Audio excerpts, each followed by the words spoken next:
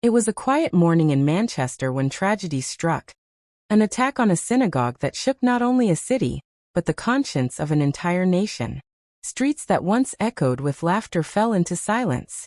But amid that silence, there remained something unbroken, the spirit of unity, waiting to be rekindled. And on this day, the king would walk among his people, not as a distant ruler, but as a symbol of empathy. As the royal motorcade approached, the city's hum softened. Crowds gathered, some holding flags, others holding tears.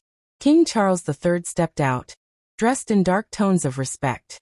No words, only gestures, a handshake here, a nod there, simple acts that carried the weight of the crown's compassion. Inside the Jewish Community Center, handshakes turned into heartfelt exchanges. Elders thanked him for standing beside them, while children shyly offered flowers, symbols of innocence stronger than any hatred. For a moment, pain softened into shared humanity. Within the synagogue, silence carried its own language. The king paused before the memorial wall, his expression one of deep contemplation. No statement was needed, his quiet presence spoke louder than any speech ever could. In that sacred stillness, grief met grace.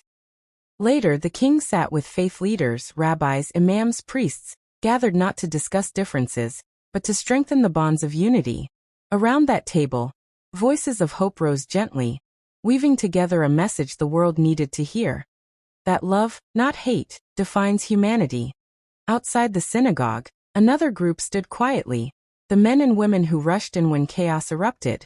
At Greater Manchester Police Headquarters, King Charles thanked the officers whose bravery shielded lives that day.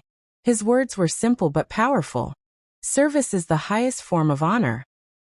In a brief statement to the gathered press, the king called for resilience, urging citizens to meet hate with understanding and fear with kindness. His calm voice cut through the noise. In moments of darkness, unity is our light.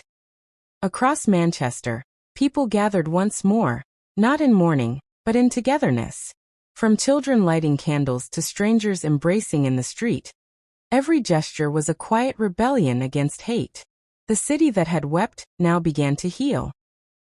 As the day drew to a close, Manchester seemed softer, its skyline washed in evening gold. The images of that visit lingered in hearts. A handshake, a bowed head, a shared tear. They reminded everyone that leadership is not about distance, but about standing shoulder to shoulder in humanity.